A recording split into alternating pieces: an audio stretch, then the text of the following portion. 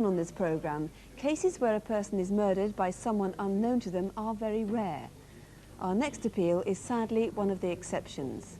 We've changed the name of the key witness in the reconstruction which follows, which takes place in Wakefield on the day of the murder. It's Tuesday, 15th of March.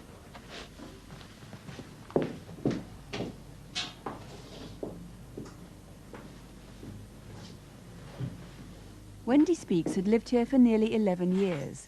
Every morning she followed the same routine before she left for work. My mum was very happy living on her own. She had lots of friends, but she was a very private person. She kept herself to herself, and really, she didn't have any particular best friends as such. It was more myself and my sister. It was the three of us together, really. My mum used to call us the Three Musketeers, and she was like the big sister. I was very proud to have her as my mum. She always took care about how she looked and her house. Her house was always very smart and neat, and she'd got everything she wanted in her life. Wendy was the receptionist at a marketing company on the outskirts of Wakefield. She set off for the bus stop each morning at about 8:30. An hour later, less than a mile from Wendy's house, Julie Smith was waiting for her bus to work. I noticed this man coming towards me. He passed by really close. I remember he was acting strange, looking about him a lot. By then my bus had arrived and I didn't see him again after that.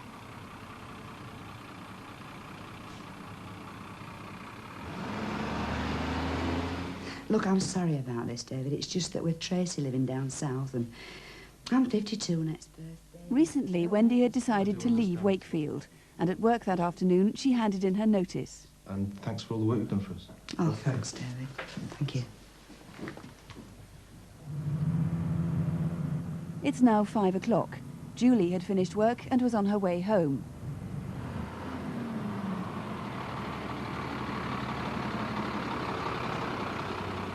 As the bus pulled up at her stop, she herself didn't notice the man she'd seen that morning, still hanging around.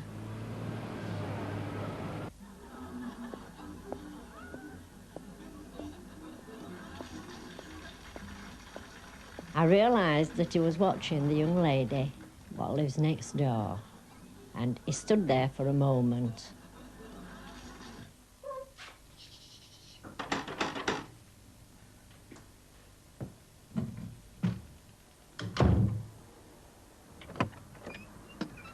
Hello, I was wondering if you could help me. I've been walking around for 2 hours trying to find Flanshaw Drive.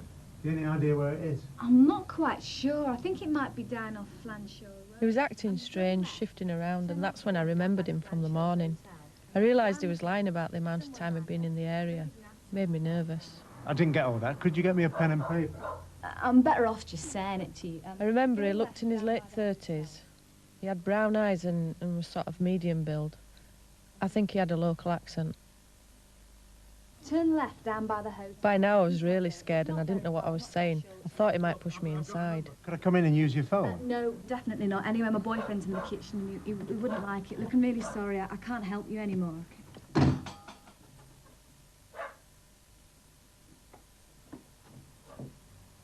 I never normally open the door to strangers, but I suppose he caught me off guard. Wendy's bus from work would have arrived at Wakefield town centre at around 6 o'clock. From here, it was just a short walk home. You may have seen her walking along Bourne Lane.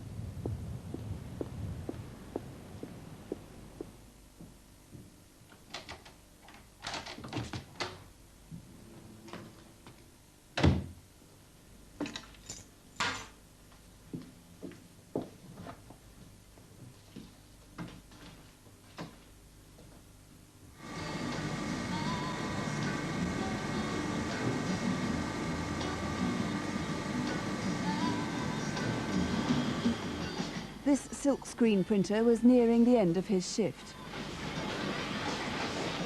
The factory is directly across the street from Wendy's house. I was looking out the window. The only reason why they caught my eye is because I've never seen anybody call it the house before. I'm pretty sure the woman lives here, but I've never seen the man before.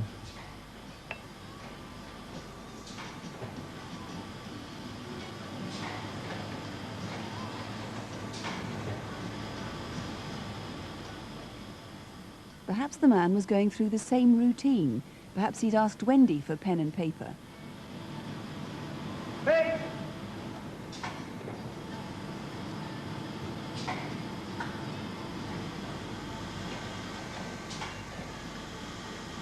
I remember being called away to the machine for a few minutes. When I returned to the window, the guy was leaving.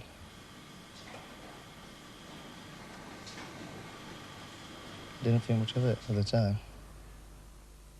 Wendy's body was discovered the next day when she failed to turn up for work. She'd been stabbed several times. One pair of blue shoes. A pair of shoes at the scene didn't belong to Wendy.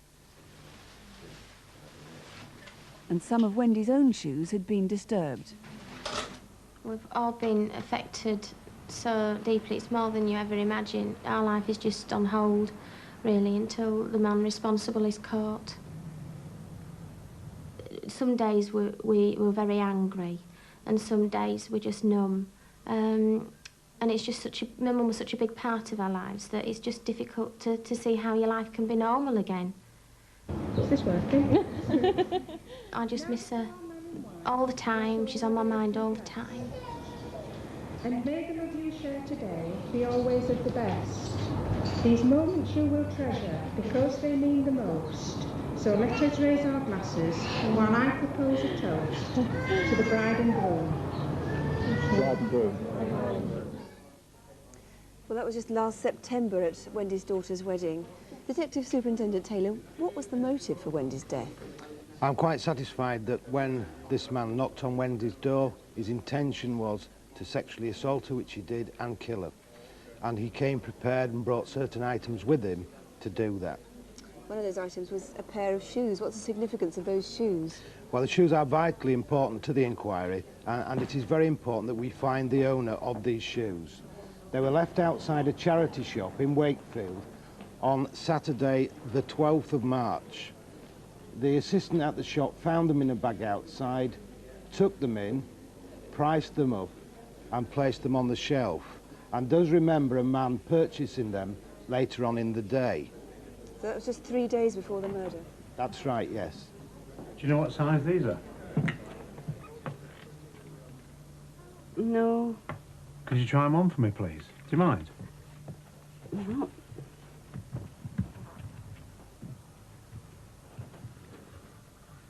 It's too small for me. Why, what size are you? 7. These must be a 5 or 6. OK, I'll take them. Now, we didn't use the actual pair of shoes in the film there. What did the actual pair of shoes look like? We've got a picture of them there.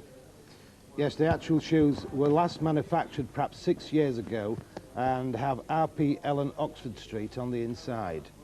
So it's very important that the owner should contact you if Yes. they recognise that. The owner who got rid of those shoes wherever in Wakefield, please contact us. You need to confirm that the man who tried those shoes on is the man you're looking for. We do indeed. He also brought a piece of candlewick material with him. Yes, this was part of what he brought to the scene. It is a candlewick bedspread, and firms in the area of Wakefield actually cut these up into rags and they are sold. And it might be another link in the chain to identify the man. And a pair of stockings that he brought too. Yes, he prepared a pair of stockings and tied loops in them about 15 inches down from the top, which, although he didn't use them, would have fitted over someone's wrists. And it may be that someone in the past can piece that together. What sort of man do you think would commit a crime like this? Well, we've spoken to offender profilers and witnesses, and we've put together what we think is a picture of this man. He didn't alarm Wendy, so he would be of normal appearance and voice. Normal intelligence. I think that he may be local, although I don't discount that he could be just a visitor to the area. One of the witnesses described the possibility of some dark bands around the top of the arms on his bomber-style jacket, which is the same as the prison service issue, and therefore he may have been a previous offender for sexual offences. And the most disturbing part of all is that it may form part of a series and he could well strike again. So you think there may be a prison connection and that he may want to commit more crimes like this, which means it's really important to find him. What does he look like? It's very disturbing, yes. His description is of a man 35 to 45, 5'6" to 5'9". He is receding with short light brown hair and greyish and balding. I believe he had a Yorkshire accent too. Yes, he did have a Yorkshire accent, and what we are seeking to achieve from Crimewatch this evening is to put all the pieces together of the stockings, the candlewick material, the description, and hopefully somebody can ring in and put a name to this man who must be caught. Right, well, if any of those details seem at all familiar to you, I can't stress too much, please don't hesitate to ring. It's important to find this man as soon as possible. The number here, once again, is 0500 600 600, or you can call the incident room at Wakefield on free phone 0800 318 001. That's free phone 0800 318 001. Our first reconstruction tonight takes place in Birmingham. Rosella Middleton, known to all her friends as Rossi, was a lively 83-year-old woman, determined to live a full and active life. Quite recently, she was mugged, but she remained as resolutely independent as ever. 7 weeks ago, she was murdered. No one knows why, and her local community is devastated. Last Sunday, our sister Rossi worshipped with us here in church. This Sunday, we must do the same, but without her. I can hardly express what I feel. Her death has shocked and stunned us, and many in this community. 7 and 5, 75. 5 and 2, 52. Yes. Rossi was born and bred in Birmingham. Her husband died 20 years ago, but her son Brian and daughter Janet kept in close contact, and Rossi doted on her 5 grandchildren. Can I say a word about next week? No lunch club next week, but in 3 weeks' time, it's the outing for the pub lunch to Broughton-on-the-Water. Rossi spent a lot of her time travelling around on the bus network. Good night. Oh, I meant to give you these, Chris. Thank you very much. Oh, and there you go now. Safe journey home. Yes, thank you. Good night. Right. She thrived on getting out and about and meeting people. I was coming from Bingo and I walked up the High Street to catch my bus. I'm a bit nervous of waiting at bus stops for the buses, so I stood in Burton's shop doorway. No spring about it No, this year. It's always cold when you're waiting for a bus, isn't it? The man and the woman was having a good conversation and they seemed to be very good friends.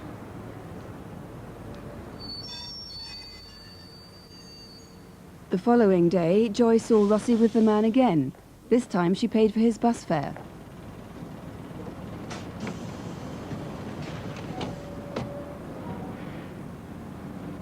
Mum's independence was very important to her.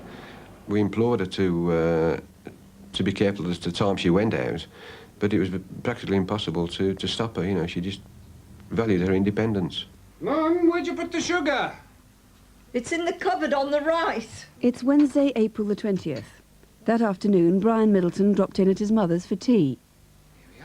Ooh, that looks lovely. This was the last time Brian saw his mother alive.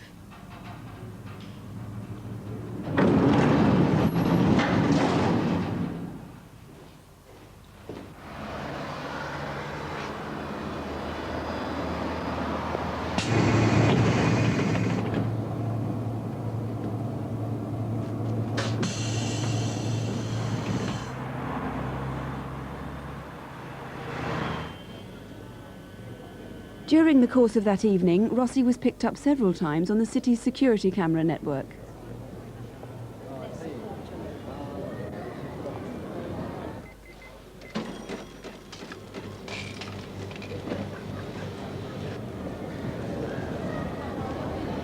£26, please. Mrs. Middleton came into the shop most evenings, and I've known her for about 14 months. She was a lovely lady, always had a laugh and a joke with us. She always used to ask us how we all were. Hello, Mrs. Middleton. All right. Yes, thanks. That's good. You're not going to eat all that yourself. Oh, I am. I'm going to sit in front of the television and eat every bit. That's £1.20 then. Could you get the money out for me, How's the please, grandchildren, Linda? all right? Oh, they're fine. You know, I'm a great-grandmother now. Are you really? Yes, I'm going to bring you some photographs tomorrow. Yes, put your change in the purse. Good night. Take care. Yes. See you tomorrow.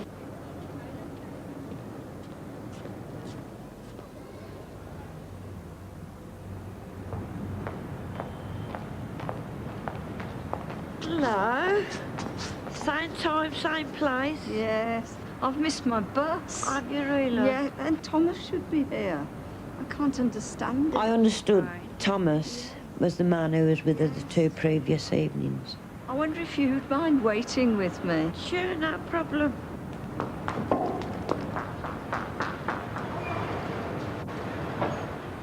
I think this is my bus now. Thanks for waiting with me. Okay, good night.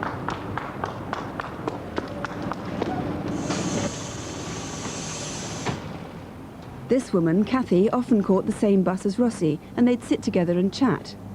Tonight, though, she hadn't noticed her.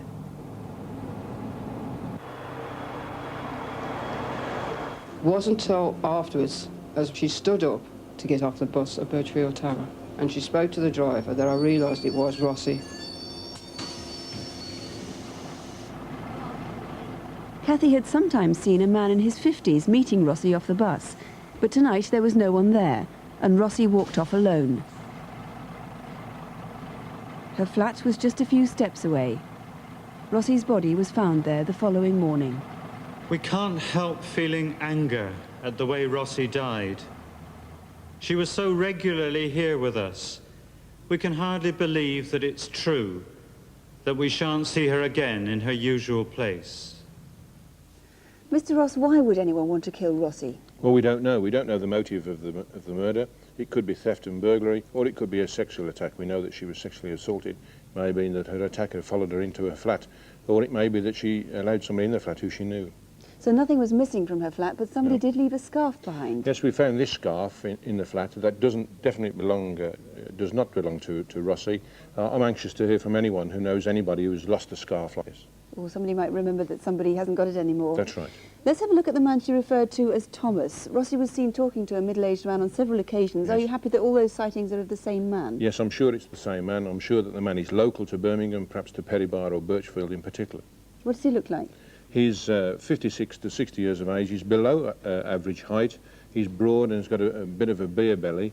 And on both occasions that he's been seen with Rossi, he's been wearing a navy blue Mac. He's quite likely to be a friend of Rossi's, of course, but unless he comes forward, suspicion is more likely to fall on him. Of course, and we want that man to come forward. He needs to be eliminated. He does indeed. What sort of person do you feel you're looking for here? I think that we're looking for a local man, again local perhaps to Perrybar and Birchfield area of Birmingham, clearly a very dangerous man. The circumstances of this offence are so serious that it's upset a lot of my detectives, seasoned detectives on the team. This man is very dangerous and must be caught. Well, Mr. Ross, thank you. There's a substantial reward as well. The number here for anyone who can help with any information at all is 0500 600 600. The direct line to the incident room in Birmingham is 021 626 6119. That's 021, the code for Birmingham, 626 6119. 0405. A large black plastic package, a late-night walk through Leominster, a fire in Melville in Shropshire. These are all clues to a murder, and indeed they're about the only clues detectives have to go on. Trevor Bradley was described as a very ordinary bloke. No one can understand his death, except of course his killers, or perhaps there's something that you can add to make sense of the crime.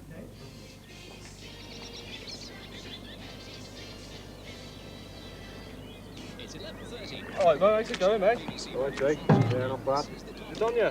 No, we were fixing the roof on the old military bunker. We looked up, saw smoke rising from about a mile away. What's that over there? There's probably some form of burning something or something. We thought nothing of it because usually we see a lot of fires in the country anyway, and carried on doing what we were doing.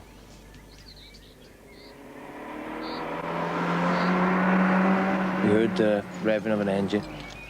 Both looked up and a red Peugeot 405 came past the shed very fast. You hear a car like that and you see a car that speed, you didn't take notice. Basically, he was driving very dangerously. He's a bit worried, isn't he? Fruitcake.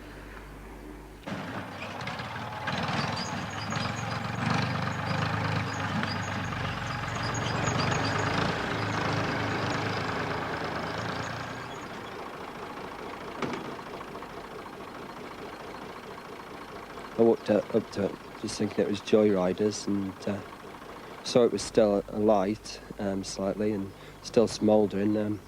So I had a quick look and then went back home to phone the police. Ben Sims thought he saw a body in the back, and by late afternoon a large investigating team had assembled in the field. The registration plates were missing, but detectives soon identified the car as registered in Ludlow. The owner, Trevor Bradley, had gone missing. I wouldn't have said Trevor had enemies, not serious enemies, no. He wasn't that sort of bloke. Just a very ordinary chap. He's can't understand what's going wrong. I can't understand. For someone to do that, they must have hated him. And Trevor's not the bloke to inspire hate from anybody. Trevor came from a remarkably large family. He had 21 brothers and sisters. He had problems with his legs and often limped. The charity Motability had given him a Vauxhall Nova. He sometimes bought and sold old jewellery and bric-a-brac, but he didn't have a proper job and wandered round second-hand stores, principally to pass the time and look through books. Trevor was a chap that liked to read. He'd go to charity shops and pick up books, and often come down and swap books with me. He was a very sensitive, shy type of person, but he always put a little bit of an outward-seeming personality over the top of this. He was always cracking jokes, for instance, and one thing and another. But I'm sure underneath it all, he used to be quite sensitive, and he'd hurt quite easily. He was very lonely. He just needed a lot of company. He needed the company. I know he did.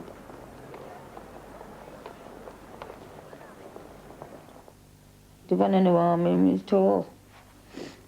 It wouldn't hurt a fly. He wouldn't. At around midday on Tuesday the 26th of April, one of Trevor's neighbours noticed he had company.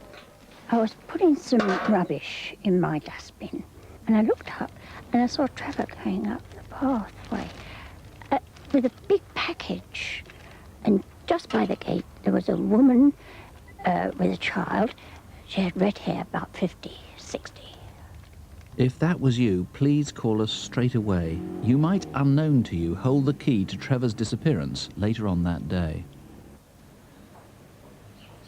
At around 2:30, Trevor was some 30 miles from home in Shrewsbury town centre. Did you see him here? A waitress remembers that he visited the Bare Steps cafe. He was a familiar face because he used to come in maybe once a week, twice. You get to know your regular customers.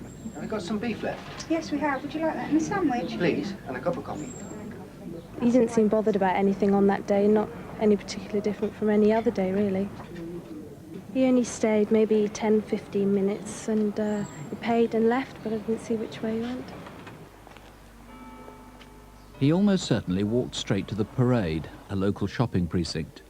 Tapes there show him picked up by security cameras just after 3 o'clock.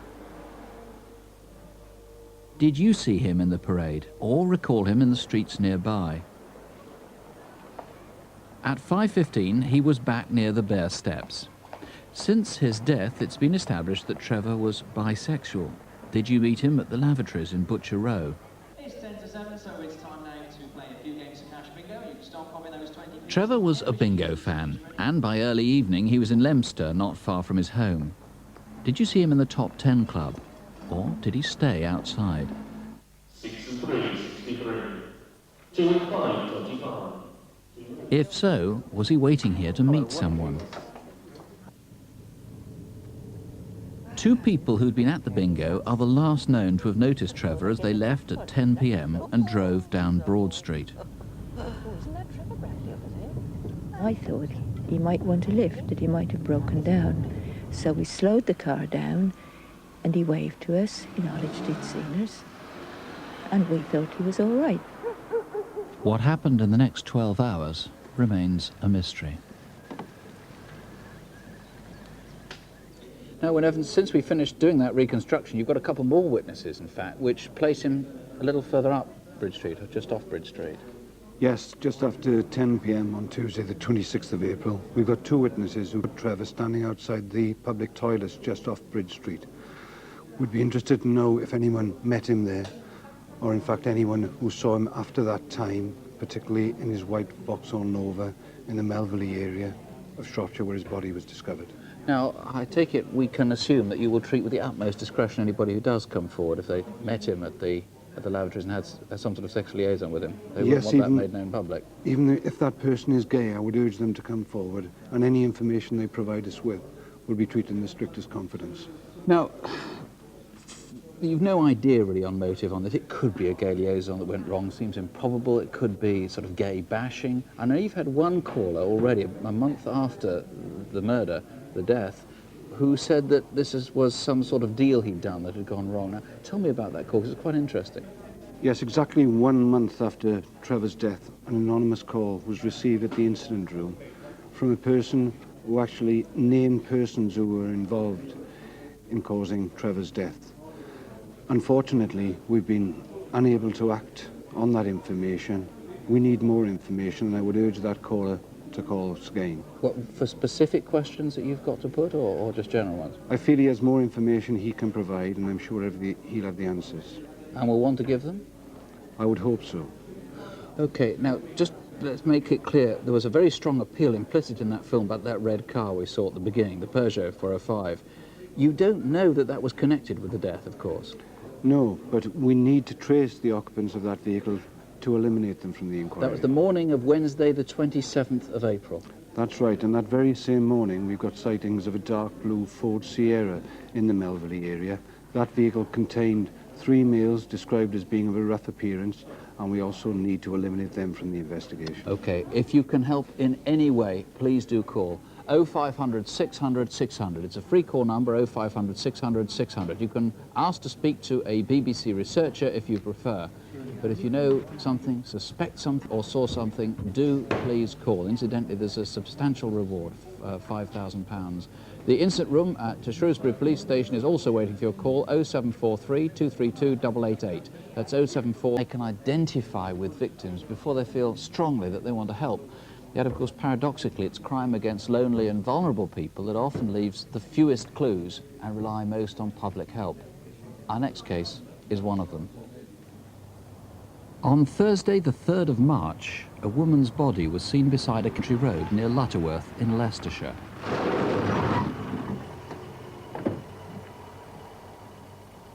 Whoever it was had been murdered.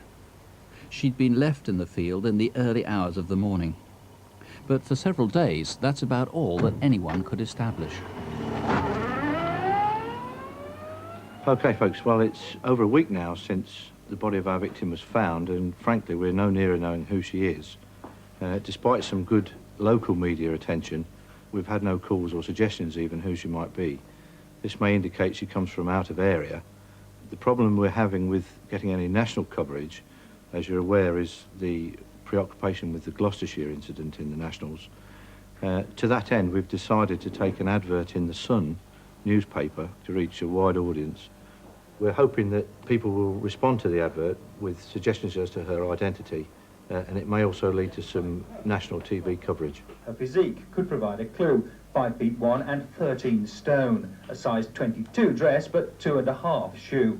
I would appeal for anybody else who recognises the description. I couldn't believe it was her on the television. I was absolutely, surprised. So what's her name? Her name is Tracey Turner. And what's your relationship with Tracey?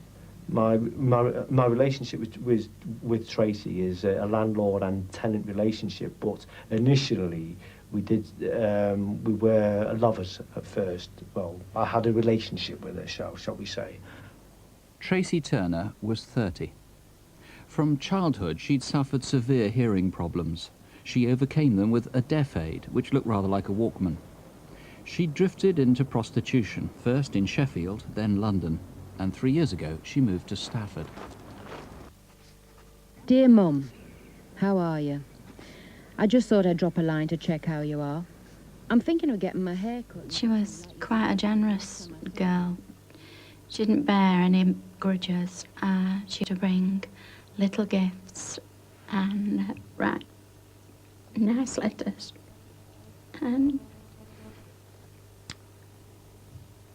she'd lend anybody a last penny.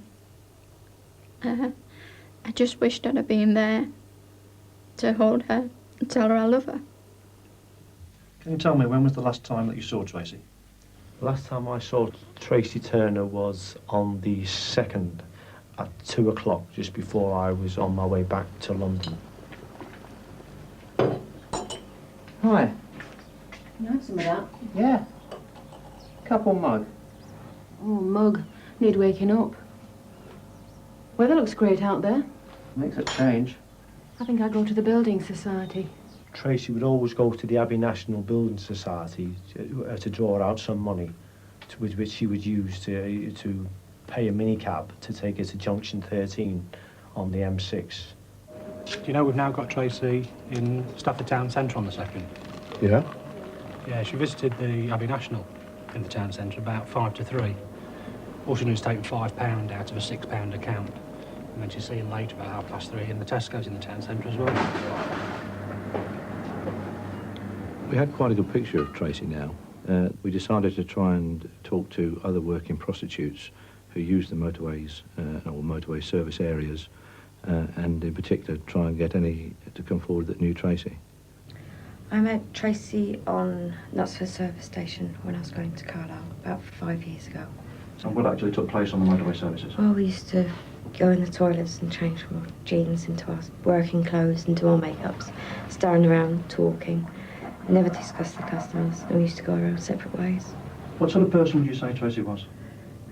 She was kind and generous, sometimes very stubborn, and she liked her own company. The picture that we're getting of Tracey is of a sad and somewhat lonely girl who would hitchhike great distances up and down the motorway network. This is probably as much for company as for the purpose of prostitution, although prostitution was probably a good way of making money for her. We're going to focus our inquiries on service areas up and down the motorway. We're going to be tracing drivers through credit card sales, also stop checking drivers with uniformed officers' assistants, talking to them and hopefully getting some sightings of Tracey on the night. What time was it when you first saw her? It would have been about 12:15 a.m. I was at the Hilton Park services on the southbound on the M6, crossing from the garage shop to my lorry. And I noticed her then. She was walking away from the garage towards the entrance onto the motorway. She got what appeared to be a Walkman around the neck. Did you drive off immediately? No, I sat for a bit. I ate some chocolate. I had a bar of chocolate. I ate my chocolate in the cab. And I could still see her then. By this time, she'd reached the slip road, more or less, and was up on the curb.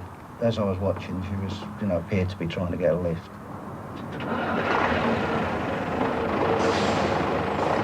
I wasn't going to stop for her, because it's not my company's policy. And as I was pulling away to leave the area, a red car came off of the car park slip road, more or less cut me up in actual fact, went past her and pulled up further along the slip road and started reversing back to her. And as I've got past it, I've looked in the wing mirror and I've seen that it's stopped by her, and she's sort of leaning in and talking to the driver of it. And you sure it was red? Yeah, definitely red. In fact, it was a red Mondeo, and its driver was traced through a petrol receipt. Can I have a lift? Where are you heading for, love? London. I just refuelled my car and I saw this woman. She was standing there.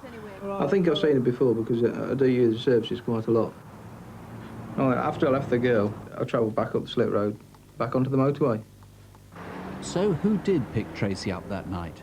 Were you at Hilton Park service station driving south on the M6 just after midnight that Wednesday night, the 2nd of March? By 1 a.m, she'd gone.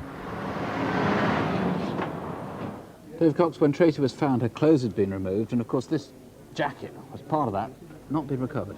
That's right, it hasn't been recovered. We'd be particularly interested to hear from anybody who finds a similar jacket, particularly if it's with other ladies' clothing or tracksuits such as that. And Tracey's headphone and amplifier device are still missing as well. Now there's one other clue that you've got, which you haven't revealed up till now, which is forensic evidence. I'm not sure how much you think it's going to help with the appeal, but it's sort of the last chance. Tell us about it. Recovered from Tracey's body were some flecks of yellow paint. They were in her hair and on her back. The paint is quite distinctive. It's a yellow... Here's a sample of it. Yes, it's a yellow paint which is used for respraying plant or agricultural machinery. Sort of thing you see on bulldozers, JCBs. JCBs, etc. Yeah. Plant machinery. Now, it would have been, what, 9, 10, 11 years old at least, you Yes, think? it's got a high lead content, so it's probably not in current use. OK, so it's somebody who's got access to this sort of machine, this sort of vehicle. Now, there have been 2 other murders of prostitutes in sort of an area not all that far away. In Birmingham, the 3rd of December, Sam Paul was murdered. Then there's this one, Stafford, with her body left in Leicestershire. Then on the 13th of May in Sheffield, Dawn Shields. Now, I know you haven't formally linked these, but could it be somebody, just possibly, who's driving Leicester, Sheffield, Stafford, Birmingham? That's a possibility that is obviously at the forefront of our minds. We would obviously appeal to anybody who has information on that to contact any of the incident rooms or come through to this programme. OK, well, here's the number if you can help in any way at all. 0500 600 600. It's a free call here to the studio, or you can call the Murder Inquiry Room at Leicestershire Constabulary Headquarters. That's 0533 482 184. Harper from Lincolnshire had been 21 for just 4 days when somebody strangled her. She had a 4-month-old baby, and she and her father Michael were planning their wedding. She was likeable, she was straightforward, and why she was killed is a mystery that maybe someone watching can now solve. It's the Cookie Monster. She had a thing about car boot sales. Every time I went down a car boot sale, she would immediately go to the nearest store that had the baby clothes or the baby toys on. We can always get round in you and me, can't we? She was always pestering me for, you know, a couple of quid here and a couple of quid there, so she could go and buy those things, which made me laugh. We've been together about 2 years. She was a fun-loving person. She loved Sarah Louise. She was a good mother to Sarah Louise. She would have made a good wife for me as well.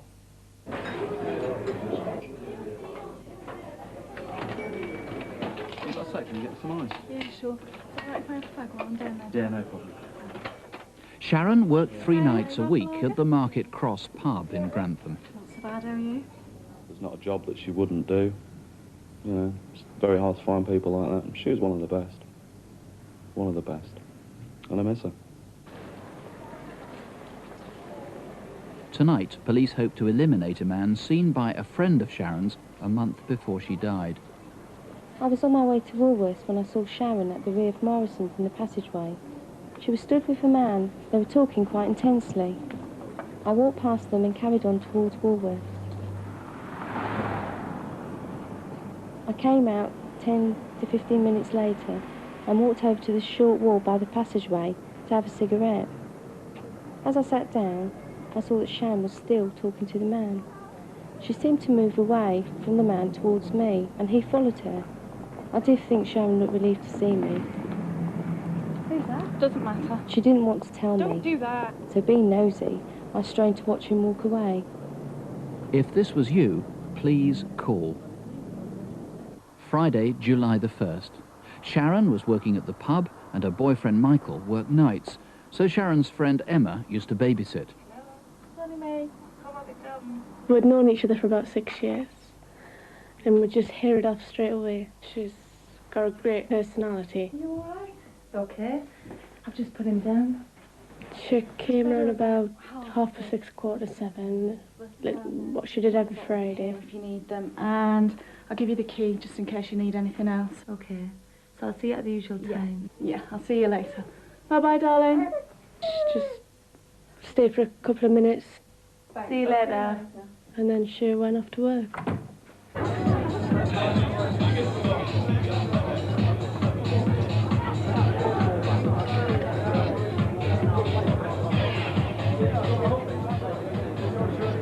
Still going out Sunday night? Yeah, of course we are. Where do you want to go then, Doug? I don't mind, it's up to you. Should we start off the King's Arms to see how we go? Yeah, sounds great. Might you still looking after Sarah Louise? Yeah, bless her, it's good like that. Yeah, it looks nice. Did you do it yourself? Yeah. It was just a normal, typical Friday night. Yes, Doug, what can I get you? Nothing unusual about it, and Sharon was in a really good mood.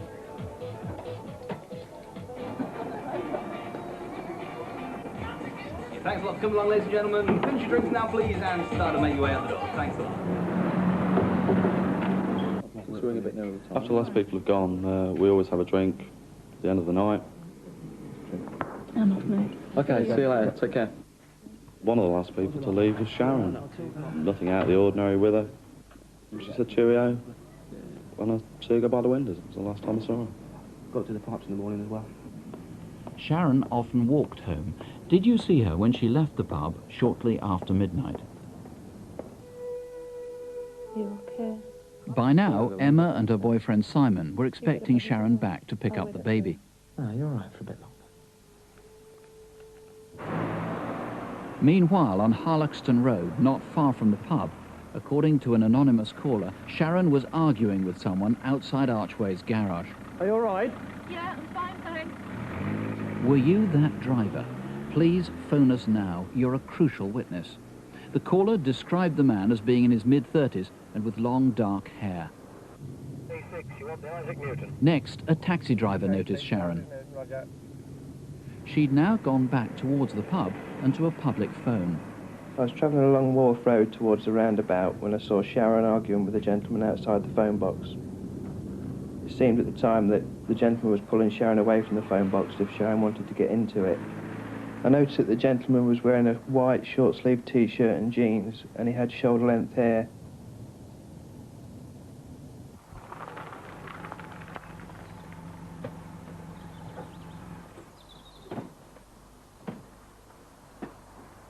I'd arranged to meet Sharon at 8 o'clock to go shopping. When I arrived home from work, I noticed that the kitchen light was still on, which I found was unusual. Sharon?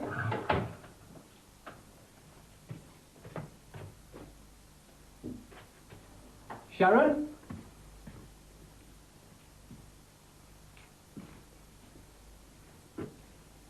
Sharon? Next day, Sharon was discovered among undergrowth in a car park, not far from where she'd last been seen. She'd been strangled. Mr. Clifton, most points of appeal are pretty self-evident from that reconstruction, but perhaps what's not self-evident is you're very, very anxious to get that anonymous caller to ring again who saw Sharon just before she disappeared. There were, in fact, 2 anonymous calls, both of which came in on Monday the 4th of July, which was really the first day of this inquiry. And the information given by both anonymous callers was very, very similar. Now, there are 3 possible motives for those calls. The first is that it's an out-and-out hoax. The second, that it's the killer who's trying to lay a false trail. And the one that we actually favour is that the man who rang in actually saw what it was that he described to us. Because of that, we think that he probably saw the killer. So he's very central to our inquiry, and we need to speak to him. Now, he may say to himself, but, you know, I've told you what I saw. Why do you need any more information? Well, he told us that the man that he saw was about 30 years of age with long dark hair, but different people have different perceptions of what is long hair. For some it'll be on the collar, for others much longer. He also said that he'd seen Sharon with this man before. When? Where? These are the sort of questions that we need to put to this man. And he plainly knows her well. He does indeed. In fact, he claimed that on the second call, and we believe that the 2 calls are probably made by the same person, although that's not self-evident. On the second occasion, he said that he was so concerned about this argument that was going on that he slowed his car down and spoke to Sharon through the window of the car. As we saw in that reconstruction there. He also said that he thought that the man was wearing a Leeds United T-shirt like this. Yes, the first caller said that the man was 30 years of age with long dark hair and was wearing a white Leeds United shirt. Now, there are several strips, and this is one of them.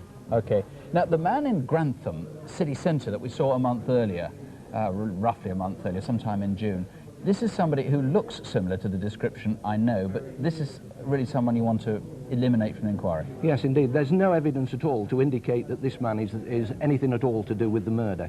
The mere fact that he fits the description of that given by the anonymous caller means that we need to trace him and eliminate him from our inquiry. OK, Sharon was likeable, she didn't have an enemy in the world, no obvious motive for this. You need to find, I gather, anybody but anybody who ever knew her in any capacity. Yes, we have traced a number of people. You're quite right when you say that no motive is clear. Certainly it's not clear to us what the motive was, although, as we've already said locally, that there are some items missing from the body. But we don't believe that robbery or theft is the actual motive. It's not clear to us what it is.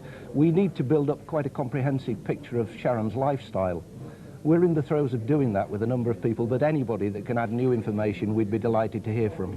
Mr. Clifton, thank you. The number here is free. It's 0500 600 600. Please, if you knew Sharon, if you can help in any way, call us or try the incident room in Grantham.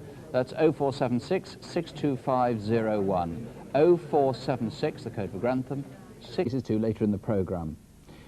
The island of Orkney is more isolated than almost anywhere in Britain. 45 minutes by ferry from John O'Groats off the northern tip of Scotland. It's not the sort of place you'd expect to see a major crime. And when one happened there this summer, it was a crime that would have been extraordinary anywhere.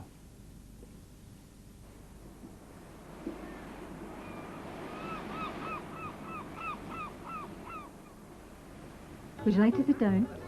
Now, what would you like to drink tonight? Okay, I think I remember who's got what. One chicken tikka. Happy? One lamb tikka. I ordered that. Very good.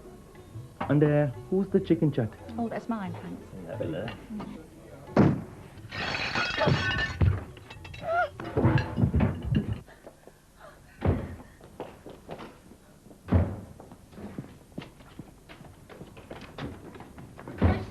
Keep away! Bloody shoot us too! When the gunmen came in, it looked like a fancy dress. When the gun went off and I realised it wasn't, it was a horrible thought to have your children there and not be able to do anything about it. Shamal Mahmood was 26 and from a large and successful family. This was his second time working at the restaurant in Kirkwall, having seen the job advertised in London. With a murder, the Mummiatas Indian restaurant. I want you to preserve the scene, Bob. Make sure nothing's disturbed. I'll get an inquiry team together and get to you as soon as possible. The Northern Constabulary covers a vast area. Orkney hadn't had a murder for 25 years, and it was necessary to provide support from the mainland. A helicopter wasn't available to me, making it necessary to travel by road 150 miles from Inverness to John O'Groats. We then had to travel by ferry across the Pentland Firth. That's the nature of policing in the Highlands and Islands. So how is the Holmes computer link to the mainland going? It's almost ready, sir. And what do we know about Mr. Mahmood, Angus? We know that he's been on the island for about 6 weeks. He was here last year for about 9 months, and at that time he was also working in the Mummiatas restaurant. Anything more you would like? Not meantime. Not just now? He has no enemies that we can find, and we do know he has got a brother who lives in London. He was a very brilliant student. The family wanted him to carry on with his studies. We cannot think why it should have happened to him. He was a very kind-hearted person.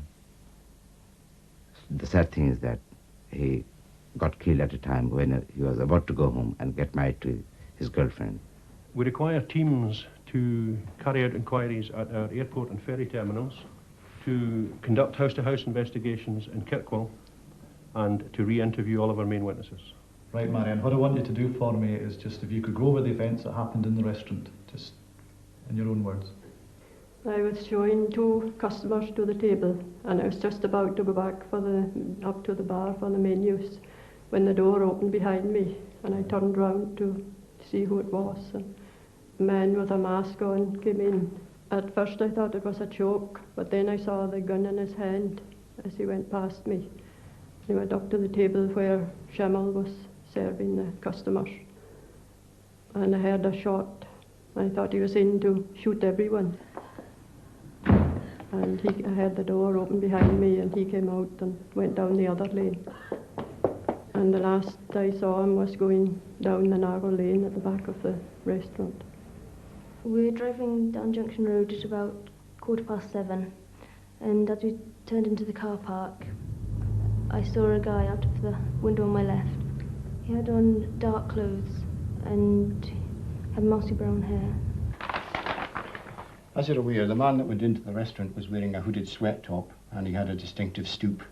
Down here at Junction Road Toilets, which is just down behind the restaurant, at about 7:10, we have a sighting of a man hanging about outside the toilets shortly before the murder. Well, I was driving along Junction Road, heading towards the pier, and I was about to turn into the Albert Street car park when I noticed this chap just outside the door of the toilets on my left. He was wearing a hooded top, and I noticed he was wearing a balaclava underneath that. Also, there was someone who saw a man walking from the direction of the toilets across the road in the direction of the restaurant. George, the people of Orkney are very concerned about this murder. How can they help you with your inquiries? I'm keen for anyone who was in Kirkwall on the day of the murder and who may have seen anything suspicious to come forward. Can you tell me what time of day that was at? It was about 5:10, and I was about to go down the lane past the Mama's restaurant when this guy got down in front of me, and he turned to stare at me, which I thought was quite frightening at the time. The way he held his arms was like a bodybuilder. He was in his 20s, about 28 I would say, and his height would have been about 5'8" to 6 feet. This sighting is of particular interest because of the similar physical characteristics to the person seen in and around the restaurant. But at the end of the day, we still haven't established a motive for this crime. I'm always looking for an exit. Daddy, I can't sleep. It's okay, Daddy will take you through and tuck you in. The effect it's had on our family since the incident is one of distrust. We have had difficulty going out in the evenings. Things are getting better now, and we hope the kids are getting back to normal. It's difficult to take in such a horrendous event. Trojgoff, in the 4 months since this happened, you've obviously made extensive inquiries in the Orkneys. Now, how can a national appeal help?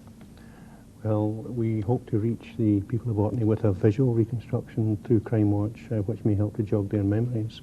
Also, of course, the programme will reach the remainder of Britain, where we hope to contact anyone who has been on holiday in Orkney. Orkney and Kirkwall in particular has a very industrious holiday trade in the summer.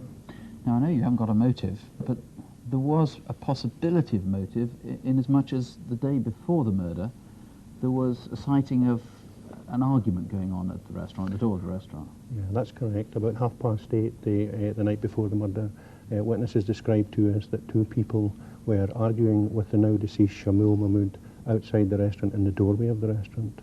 Now that may have an innocent explanation, but our inquiry has failed to trace these people. Now, that was Wednesday the 1st of June. If we roll back 2 weeks, there was another sighting, this time rather more remarkable, in woods which are part of the town. Describe what happened there. Well, it's an area known as Parkdale Woods, which is within the town of Kirkwall. Our witnesses described to us that a man was carrying out what appeared to be commando manoeuvres within the woods for no obvious good reason. Again, that might be an innocent pastime, but we would like to hear from the person to have it explained. Obviously, then, we also need to find any other witnesses to the man outside the public lavatories. And we should explain that while we were filming, it was raining. Actually, the day of the murder, the 2nd of June, it was one of the hottest evenings of the year. Yeah. So his dress would have been most extraordinary, having a collar up, let alone a balaclava. That's correct. The weather was so good that there's no good reason for having a hood up.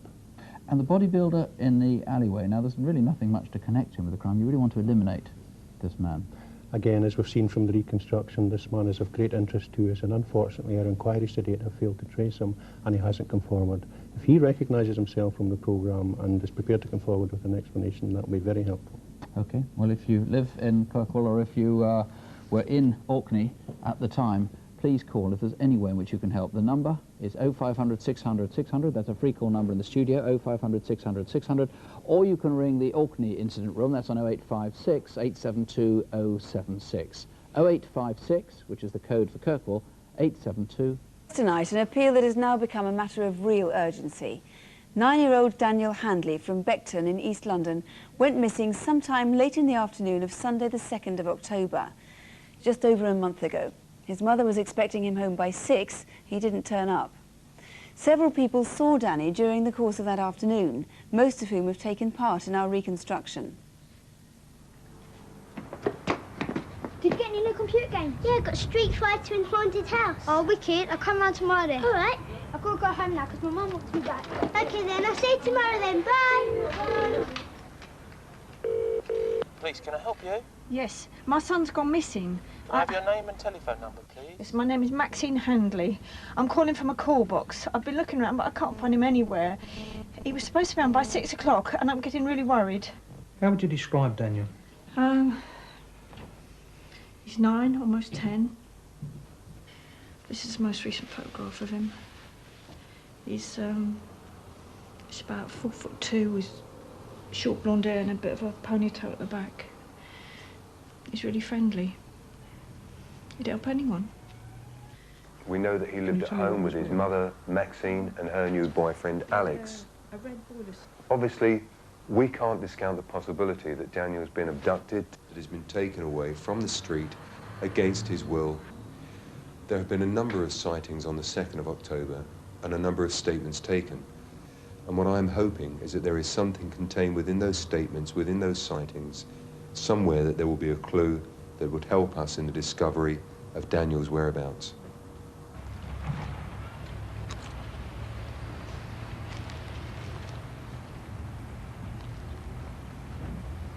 Excuse me, would you like me to take your trolley?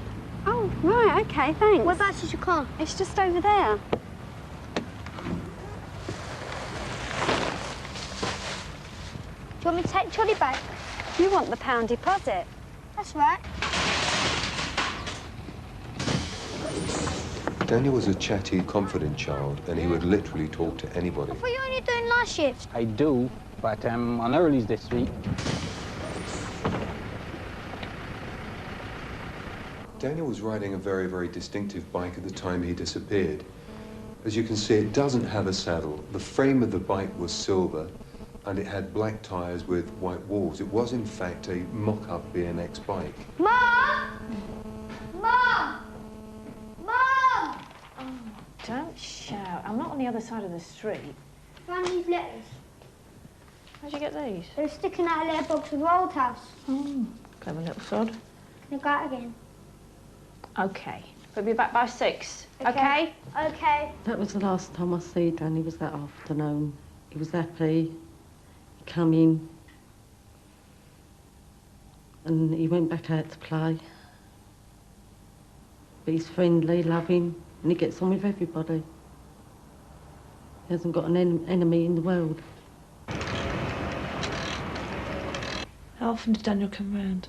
Nearly every day. He was Alan's best friend. He used to stay quite often. What about that afternoon? Just playing outside, in and out all day, down the shops. And I was playing games upstairs in Alan's room. Boing! Oh, and he misses! Oh no, and he's gone! Oh look, it's going now, man. This is getting boring. Let's go to the sweet shop. Did anything happen while they were out? Daniel's brother come round and told me that his mum said he had to go straight home. Can't I stay? No, not tonight. Maybe next week. Just get my keys. All right.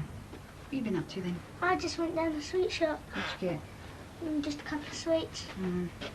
Take care then. Alan and Daniel are very good friends. They was always together. It's like having another son about. Come here tomorrow then. He was just like Alan's brother. See you tomorrow then. Bye. Bye. Did you see him again? That was the last time I saw him. It's clearly very important that we pinpoint the exact location where this child disappeared from. So exactly how many sightings have there been? There have been a number of other sightings, sir. At 6 p.m, Alex, who is Maxine's boyfriend, is walking along Tollgate Road with a friend towards the junction with Garnet Walk. Yeah, look, it's Daniel. Here, Daniel. What?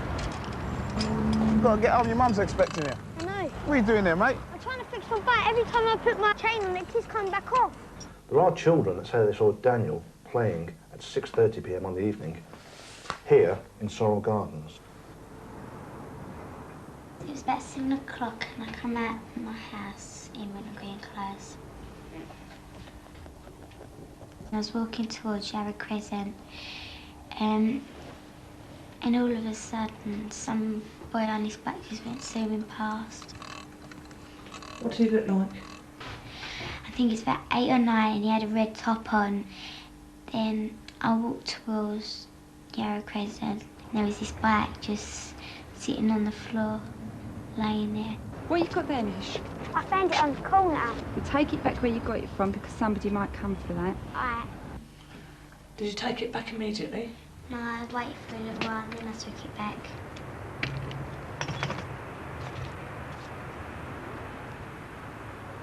The bike didn't stay there long. And what time did it move again?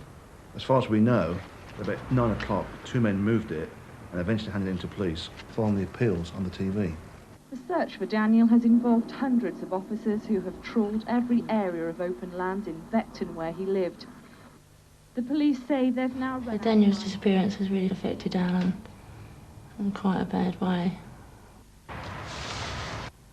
Now he just goes to his room, playing upstairs, which him and Daniel used to do all the time. I feel very depressed. I feel numb. I'm worried about him. I don't sleep, and I just want him home. Mr. Williams, what do you and your team think might have happened to Danny? Well, there are a number of possibilities. Firstly, it's possible that Daniel has simply run away from home, which I think is now unlikely. Second possibility is that he may be with some individual that's looking after Daniel, unaware of the uproar that Daniel's disappearance has actually caused. There is a third possibility, and this is my very real fear, that Daniel has been abducted by paedophiles who mean Daniel harm. In which case he could be well out of London by now. Absolutely, he could be anywhere in the United Kingdom. Since we made our film there, you've had some new information. I have, and this is what I consider to be a very important sighting. At about 6:30 p.m. on Sunday the 2nd of October, which is the day that Daniel disappeared, a car was seen parked in Tollgate Road, not far from the junction with Columbine Avenue. There were a couple of things that were unusual about this car. First of all, it was facing in the wrong direction, so it's facing oncoming traffic. Secondly, it was a four-door car, and the rear offside passenger door of the car was open, and a man was standing by that open door with a map or book in his hand, and he was talking to a child, who I believe may have been Daniel, who was actually straddling a bicycle and leaning forward on the handlebars. Now, after a few moments, that man seems to have got back into the car, and the child, if it was Daniel, rode away. And the witnesses say that at that point, the car moved off too. However, a couple of moments later, the car was seen parked on the opposite side of the road, and, as we know, Daniel thereafter disappeared. So it is absolutely vital to find out who these two men are and the car and to eliminate them from the inquiry. It is absolutely vital, yes, crucial. There are likely, aren't there, to have been more people who saw Daniel that afternoon who you don't know about yet? Quite so. Now, the particular scene I've just mentioned, we know that a man and woman walked past. Now, I would actually like to trace both the occupants of the silver dark grey car that was parked in Tollgate Road. I would also like to trace the couple who were walking past. I'd be very interested to hear from them. And you'd love to hear from somebody, presumably, who either saw Daniel abandon his bike or being abducted. Yes, I would like to know whether Daniel actually walked away from that bike, which was found in Wintergreen Close, or whether somebody snatched him from it. Well, he's a friendly boy, and he trusts adults, so he could have gone off with somebody. The longer that Danny remains missing, the greater our concern must be for his safety. If you've seen Danny anywhere in the last 4 weeks, please let the incident room know or call us here now. The number here in the studio is 0500 600 600. The direct line to the incident room is 071 275 5452. There it is, 071 Blue car and a stranger in blue dungarees. These are the two main clues in our next case, the murder of Julie Pacey. And detectives can't work out who the man is, where the car comes from, or whether the two are in any way connected. Maybe you can help. It happened 5 weeks ago at the Pacey's home in Grantham in Lincolnshire.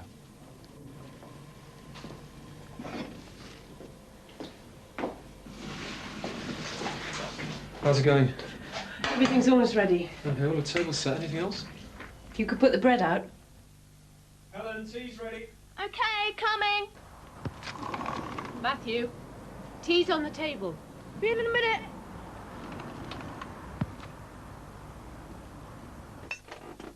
We always ate together every night. Always in the dining room. How was football practice? We got married in 1977, on exactly the same day as my mum and dad got married on. Julie was a wonderful person. She got on with everybody. She was so kind and caring and considerate. And that's the sort of person she was. She lived for the family. Friday the 23rd of September, and Julie was at home as usual, because on most days a local girl stopped at the Pacey's after school until her own mother got back from work. I was walking down Longcliffe Road from my school when I saw a strange man walking into Mrs. Pacey's driveway. Come in!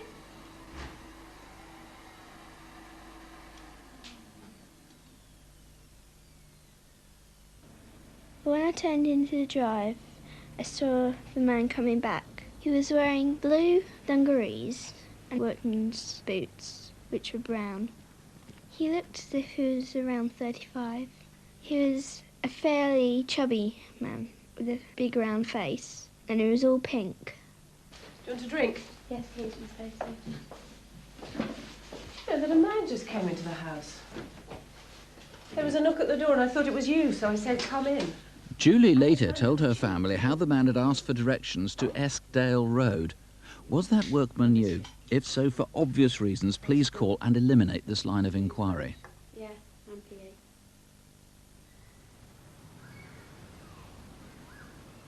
3 days later, after the weekend, Monday the 26th of September, and that morning Julie was at her part-time job. Julie had been working at the nursery since December '93. She was a very happy, bubbly person. She liked the children, and because she played so actively with them, they responded very well to her.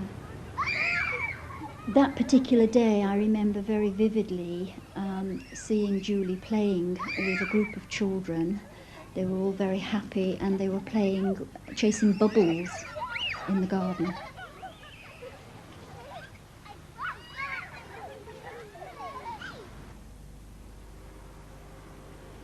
Julie came home at about 2:45. Though the family car is an Audi 80, several people insist that mysteriously, on other occasions, they'd also seen her in a 5 Series BMW. In fact, at around this time, not far away, an acquaintance of Julie's was on her way out, and she's certain she saw the BMW again. Driving along Longcliffe Road towards Manthorpe Road, I came up behind a blue-grey BMW.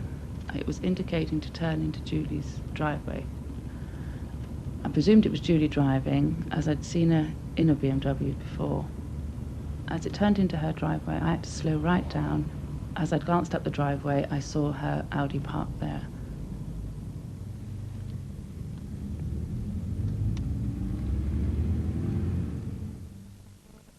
Julie left the house again that day. She was seen in Highcliffe Road, around the corner from her home.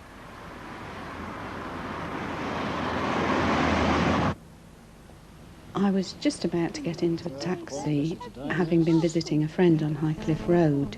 I saw this man coming towards me in blue overalls.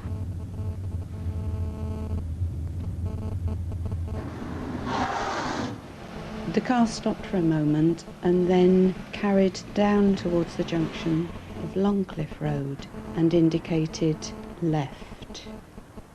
The man looked as though he was going to continue up Highcliffe Road, but ran back down towards the junction.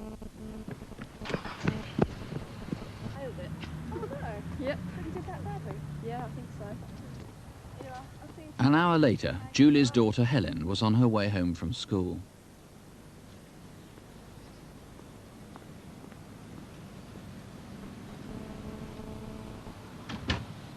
Hi, Mum, I'm home. Mum? Mum? Mum? Her mother had been sexually assaulted and strangled. Superintendent Billingsley, this guy in blue dungarees, you've obviously got to eliminate him. He's been seen in this area over a period of several days. Yes, he has, that's right. Between the Thursday before the murder, that's the 22nd, and the day after the murder, which is the 24th on the Tuesday, he's been seen on a number of occasions on that estate and also in Grantham, dressed in the overalls, and that's a fairly predominant feature, that he should be dressed in those, with a particularly red-faced, most of the witnesses describe him as. He's wearing brown workman's boots, I gather. He's about 5'8", fairly sort of normal height, thinning hair, as we can see. He was asking directions a number of times. Yes, that's right, and it was particularly interesting, I think, on the Thursday, because he was asking directions for an industrial estate that was far away from that Manthorpe estate, the other side of Grantham. He didn't ask for any repeat directions, which is abnormal. There wasn't a vehicle seen, and he went away. And again, he was wearing these blue overalls. Now, he was seen on the Thursday, on the Friday, not then over the weekend, Saturday and Sunday. That's right. He was seen, as we've just saw in that reconstruction, running back after the car nearly missed him on the Monday, just before Julie Pacey was murdered. But again, he was seen in the area on the Tuesday. Yes, he was. That's fairly interesting because it's between the Manthorpe estate and the next residential estate, which is the Orchard Tree estate. A man was seen at 10 to 9, that's the following morning after the murder, kicking the grass as if he's looking for something. And again later that day he's in Grantham town, going into a shop and acting totally suspicious by the shopkeeper in his actions. And again dressed in the boiler suit or that type of overall, blue overall, and again with a red face. Well, it might be obviously entirely innocent, as might this blue BMW. Quite bizarre this, that the family is adamant that Julie never had access to a blue BMW, and so many people on the estate say they've seen her in it. Sometimes, I think one was 7 or 10 days before the murder. Yes, that's right. You're absolutely right. The family are adamant. There is no association that they can tell me about which puts the BMW with that household. And yet there are people who knew Julie, who knew Julie's car, the Audi, albeit that it was the same colour. They know that she had an Audi. They've seen the Audi next to the BMW, in fact, on the driveway. So and there's no doubt about the existence of that. And on the afternoon of the murder, that's Monday the 26th of September, a BMW of that description, blue, perhaps blue-grey, seen speeding away from the estate towards Grantham. Yes, on 2 occasions, at 3:20 on that day, leaving the estate and, as you quite rightly say, pulling off towards the Grantham. And then again, just before 4 o'clock, another car, again described as a 5 Series BMW, driving fast along Longcliffe Road. Very fast? Very fast. I take it if somebody comes forward and says that was me, you're not going to do them for speeding there? Absolutely not. You need to eliminate that as well. And if you can tie any of these events together, either the man, if that was you, or if you have any idea who that might be, or the car, if you can explain that, here's our free call number, 0500 600 600. We're live, of course, the lines are open. If you can help, please call us now, 0500 600 600. Or you could try the incident room direct, 0476 62501. That's Grantham, or 0476 625... Next case is a murder investigation which has been baffling officers in Leicestershire since it happened 10 weeks ago. Ken Brown was 55 and he'd been in the hotel, pub and restaurant trade most of his working life. On August the 25th, Ken was shot dead at his home. The 40 officers assigned to the case have questioned Ken's associates, both past and present. Their inquiries have taken them all over the UK and to countries abroad, but the motive remains a mystery. All that is certain is that somebody, for some reason, wanted him dead. The team's hope is that somebody tonight can tell us why. Our reconstruction begins on Monday, August the 15th, 10 days before Ken died. All of you, there you are. Come on, here you are. Where are you? There you are. Come on, girls. Ken shared his house in Barrow-on-Soar with his long-standing friend Graham Bailey. The two men had become business partners in 1988. If I don't leave the airport right now, I'll miss my flight. On the morning of Monday the 15th of August, Graham set off for a fortnight's business trip abroad. I've known Ken for around 12 years. He was the best friend that I've ever had and ever likely to have had. He was a very considerate chap to me, up front, in front of all his staff and workforce, and some of the business deals we've done in the past. He may well have been seen as a very ruthless business person, but behind closed doors, when he goes home at night and he's feeding his chickens and his geese and his dogs, and he's walking around the fields with his cattle, he's the softest person you would ever wish to come across. The businesses ranged over 4 counties, from Yorkshire down to London, and most of Ken's working days were spent on the road visiting them all. Hello, Kiwi. Hi, Jeff. Everything all right? Yes, great, absolutely. How's Sue? Very well, very well, yeah.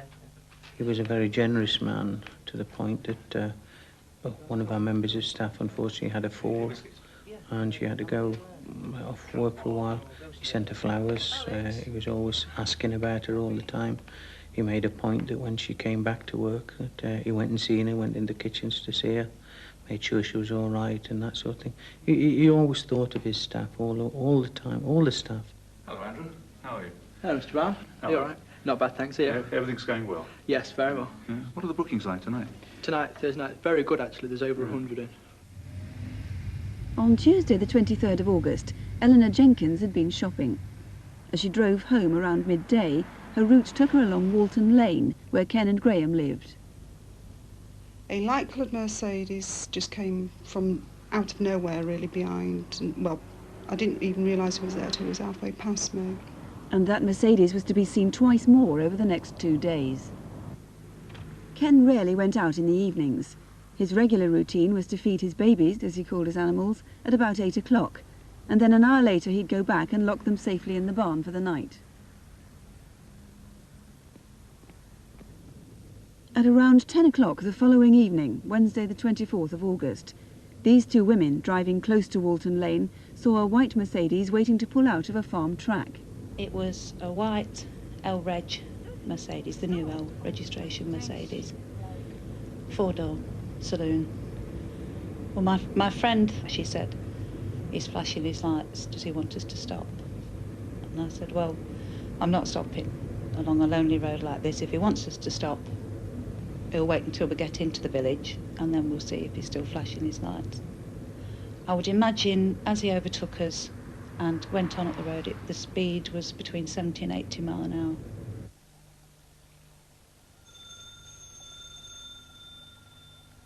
That Wednesday night, Graham phoned Ken from his hotel. Ah. Yeah. Is that all right, good or bad?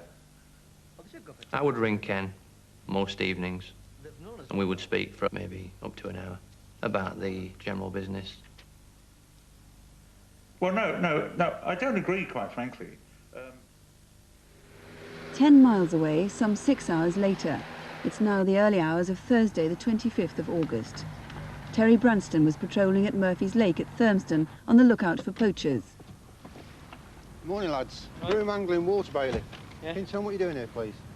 Just waiting. You're not fishing. Yeah, mate, we're just waiting for a mate. We're going to go night fishing with him. Yeah, well, you're not supposed to be here. It's members only. Are you members? No, mate, we're not members, no. Well, the thing that made me suspicious was they got a bonfire. There wasn't fishing, so therefore they shouldn't have been there. So if there wasn't fishing, there was up to something. I'm sorry, but you just have to go. We're only here to meet you, mate. Who's that then? It's called Samo. All right, me old cock sparrow, we'll leave.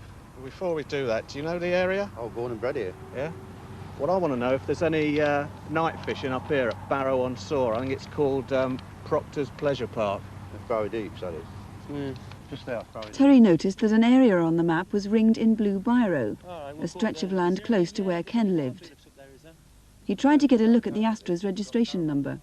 I just got the first 3 figures of the number because they got a poncho draped over the bonnet which covered the last 3 figures. The only figures I could get was A832.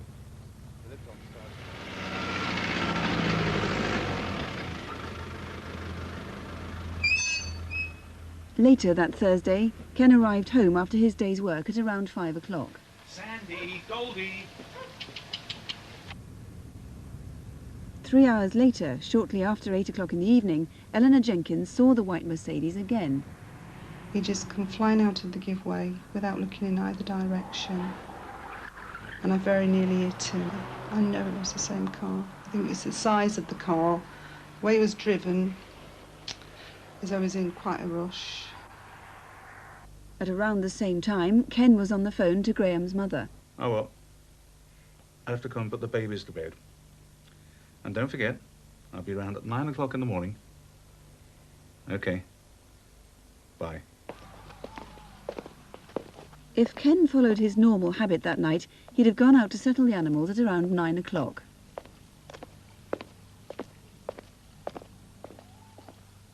Andrew Nash lives at the end of a narrow lane a few hundred yards from Ken Brown's house. As I was driving down the lane, about 9:30, the headlights swung round into the field and I saw 2 people, one of which I saw the face of. I've only ever seen farm workers walking through there. It's very unusual. When I got out of the car, the men obviously weren't visible because they ducked into the trees. And although I was fairly startled, I presumed at the time that they were just up to some form of mischief, and so simply just walked into the house.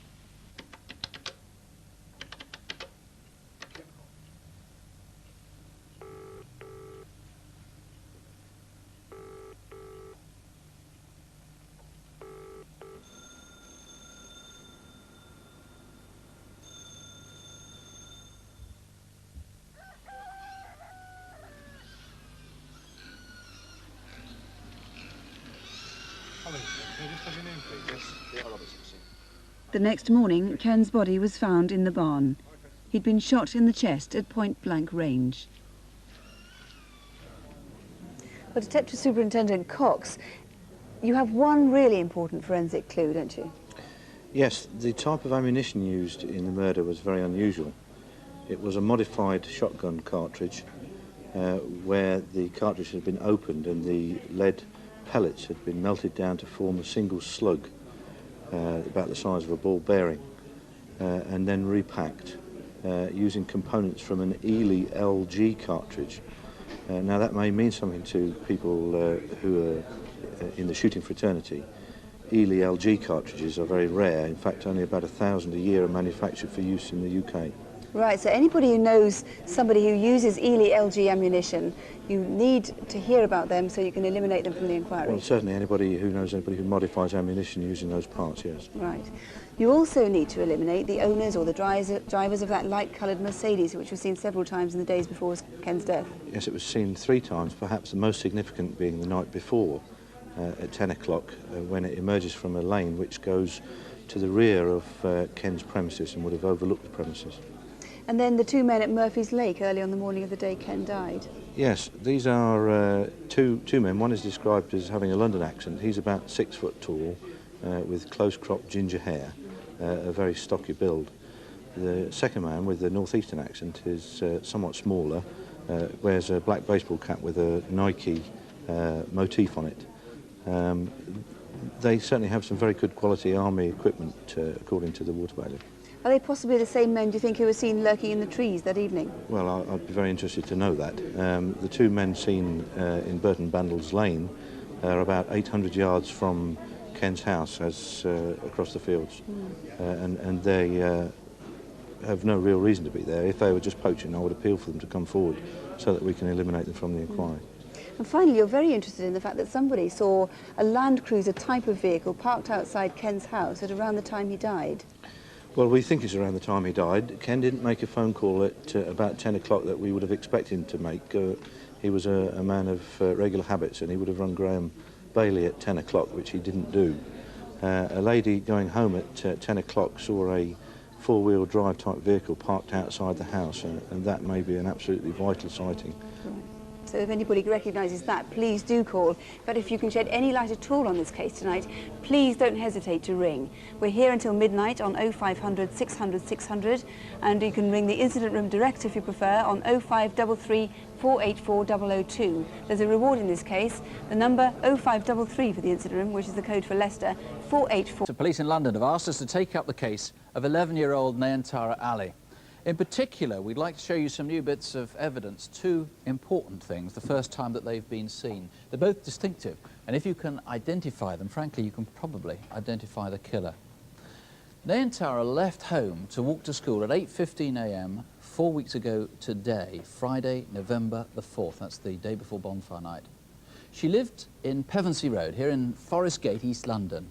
Now, there were 2 routes she could take to school, and it's important to know which way she went. A friend thought she saw Nayantara here in Odessa Road buying sweets. So if Nayantara then would have walked towards Woodhouse Road and gone to school the back way. But there is a sweet shop too in Dames Road, and Nayantara often went that way instead. Did you see her, or did you see anyone suspicious? Maybe on Wanstead Flats, which is the green bit opposite, or on any of the roads that run from Dames Road to Odessa Road. Above all, do you know anyone who ever goes into the disused stonemason's yard in Winchelsea Road, which is beside the railway viaduct? The railway's there in black. That's where Nayantara's body was found, in that yard, buried under rubble. And whoever put her there almost certainly had local knowledge. Several people tip rubbish here. Now, these were photos taken by a resident incensed by all the mess just a few days before Nayantara went missing. If you dump stuff there, believe me, no one is worried about littering tonight. Please call us. If you've dumped stuff there in the last 3 or 6 months, 0500 600 600. You might not realise it, but even so have seen something which is crucial to the investigation. 0500 600 600 if you know anyone who dumps rubbish there. But above all, do you know where this comes from? It's a fitted single sheet. Its sort of pea green colour is unusual. Or do you know this carpet? It's about 7.5 feet in diameter, and it's been cut roughly into a circle, as you can see. Maybe it was used as a rug. It's a thick, tufted pile backed with hessian, not rubber. Detective Superintendent Doug Harvey is leading the investigation. The actual carpet is still in the forensic laboratories. What more can you tell us about it? It's pink in colour. The unusual feature about it is it appears to have been unprofessionally cut from a larger piece of carpet. So perhaps there's a viewer who knows someone who's done that, or maybe even the remnants are still lying somewhere. Now, the shape, this round shape, as you say, is fairly large, 7 foot, would have gone into a reasonably big room. The pile is probably from a bedroom carpet, is it? It looks like a bedroom carpet. It doesn't look worn. The other thing about it, which I must say, is that it is possible that the body was actually carried through the streets for a short distance in the carpet. So if anybody saw somebody carrying a carpet through that area towards Woodhouse Road, you'd really want to know about that. Very much so, yes. The sheet itself, fairly distinctive, but I mean, how would I know if that was mine? Well, I'm told it's unusual for a bottom sheet of a bed, a fitted sheet, to have a valance fitted as well. Now, the valance is the bit that covers not just the top of the mattress, but the side of the bed as well, and the base maybe of the the legs. bed and the legs, yes. And that's all part of the same thing, the same sheet. Now, presumably you're only interested in people in East London who recognise these things. What I'm hoping for is that within a very local area, if someone has looked over their neighbour's fence and seen such a sheet hanging on their washing line, or maybe in a service wash in a laundrette, I must hear from them. Nayantara's clothes have not been discovered, or all the kit she was with. This is obviously the most recognisable. This is identical to the jumper she was wearing and the THS from her school there. This is the tie. She had an umbrella exactly like this. And tell us about the duffel case. She had some PE kit as well. In the duffel bag, that was her school bag. Yeah. It's a black duffel bag. May not be exactly similar to that, but it's certainly black and with the words, "Take this," from the pop group. Take that. Right across it. And in that she carried her books, her school books, her PE kit, various bits of personal property, all missing. Maybe she went to somebody else's house, maybe she met someone. If you can help in any way, please call 0500 600 600. It's a free call number, 0500 600 600, or you can call the murder team at Leytonstone direct. That's on 081 556 8855. That's 081 556 8855. 8 months. It's the inexplicable murder of an elderly man, Ron Cousins, in Chelmsford. Police have talked to nearly 1,000 people in house-to-house inquiries, another 260 in stop checks in the street, and they've taken nearly 600 statements. Neighbours and acquaintances have been more than willing to help, but all to no avail. This appeal to Crimewatch viewers is frankly their last hope of finding whoever was callous enough to have killed a frail old man. Our reconstruction begins in the house next door to Mr. Cousins in the small hours of the day Ron died.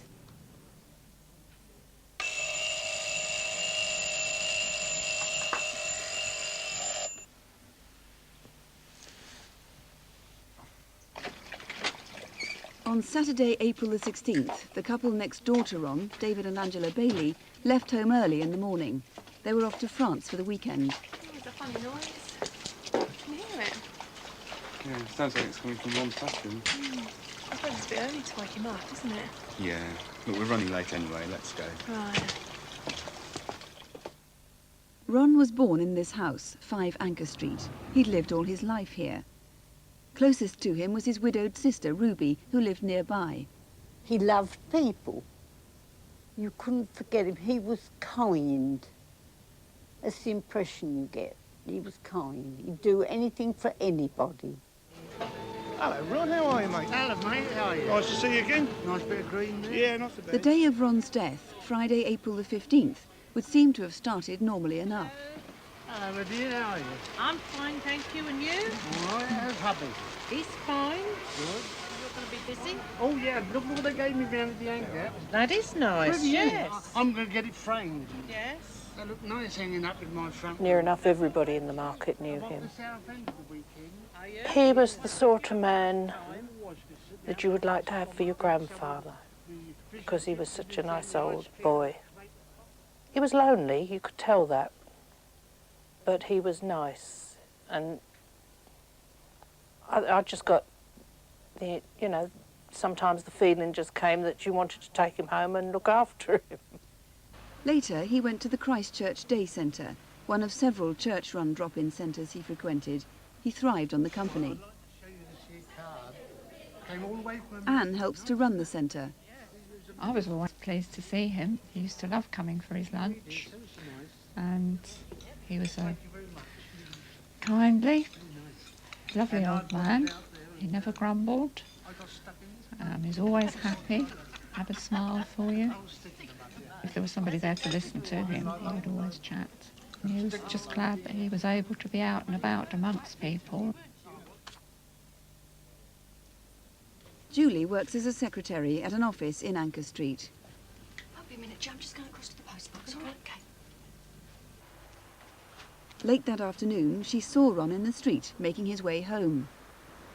I'd only gone round the corner a couple of steps, but as I turned, I noticed Ron coming from the direction of the town, from the New London Road end. I always felt I wanted to stop, just to make sure he was okay. Can't wait for the weather. I mean, if it's raining, I don't mind. He had such a cheery personality. Yeah, I know. He never grumbled about anything. And he always wanted everybody to enjoy life. He never preached about anything. He obviously knew there was nasty people out there. There was bad in the world, but he could never ever see it in anybody. You ought to get in and make yourself a nice cup of tea. It's a good idea. Who could do with a cuppa now? Right, I see you. And with that, I just told him to look after himself, and then he went down the back alley to the back of his house, and that was unfortunately the last I saw of him. Shortly before 6 o'clock, Peter Morgan left work and headed for his Friday evening workout at the local gym, also in Anchor Street. I saw a young man standing near the junction. He was about 5 foot 8 inches tall.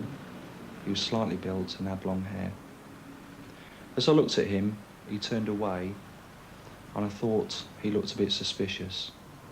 It was as though he didn't want me to notice him. 1, 2, 3, 4, 5.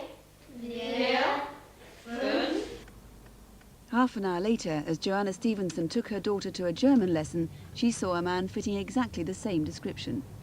There was a man standing outside the terraced houses, right opposite where I turn into the car park. He seemed to be looking up the alleyway between the houses. See you about 7.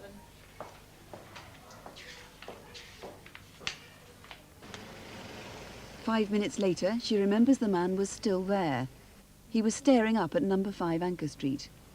This time he was looking up at the bedroom window and then looking down again. He was still there as I pulled out and drove off home.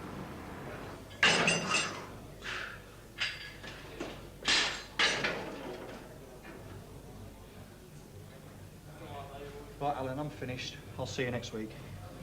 Peter Morgan had been in the gym nearly 2.5 hours. It was 8:10 when he left and walked down Anchor Street. I saw this young man again. It was definitely him. I was a bit surprised that he was still there after 2.5 hours. This time the man had moved to the end of the street, about 100 yards from Ron's house.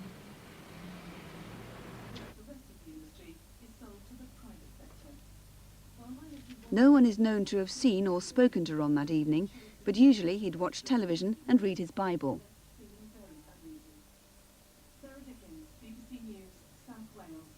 More on Newsnight on BBC 2 at 10:30, but that's the 9 o'clock news tonight. Good night. Next door, the Baileys had an early start ahead of them for their trip to France in the morning. Once the news was finished at 9:30, we went straight to bed. I think it was about 9:45. I was just dropping off and I heard some knocking on Ron's door. And I remember thinking, I wish they'd shut up because some of us have got to be up early in the morning. And it stopped and I dropped off to sleep.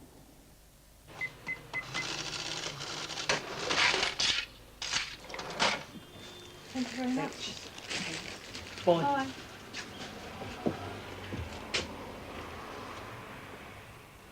In the morning, a couple living 2 doors away were concerned to see Ron's curtains still drawn. Yeah. Do you think Ron's all right? It's 10:30. He'd be up by now. Do you think you'd better go and check? Could be ill, you know.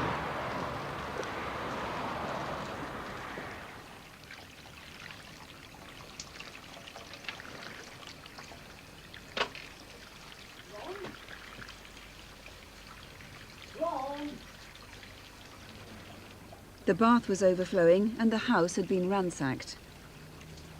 Ron had been strangled and stabbed. You couldn't imagine anybody doing that to Ron. He wouldn't hurt a fly. I miss him coming round, I miss going out with him. There's a blank. I expect I shall always miss him. But Detective Superintendent, why would somebody want to do that to Ron? Well, I don't know, really. He's an old man. He hadn't got any enemies as far as I know. He was in the habit of inviting people back to his home address, however, and maybe somebody came back that he fell out with, or maybe a robbery was the motive. I really don't know at this stage. So it needn't be a local person, you think? Oh, indeed not. He was in the habit of inviting anyone back to his home, and it could be somebody from outside the area. Was anything missing? Well, we had a search of the house and we can't determine that anything was missing. We found £700 hidden in the house, so obviously whoever the person was, they didn't find that money. Now, the most important thing, of course, is to find the man that so many people saw that night, standing outside his house. Yes, this man is described as being in his early 20s. He's about 5'8" to 5'9" tall. He's a slim man and he's got long, straight hair, which comes down to his shoulders but curls up at the edges. He's dressed in a beigey colour, grey colour, loose-fitting jacket. It's a busy area there, so other people may have seen him too. Very, very busy part of Chelmsford, and anyone could have seen this man lurking in the area. The other thing you need to know is who may have called at Ron's house that evening. Yes, there was a knock at the door at about 10 o'clock, we think. Clearly, we would like to identify who that person was knocking at his door. Is there anything else you can deduce about Ron's killer? Well, there was a lot of paint left in the address, and a lot of blood was left at the scene. Clearly, this person will be covered in paint and will be covered in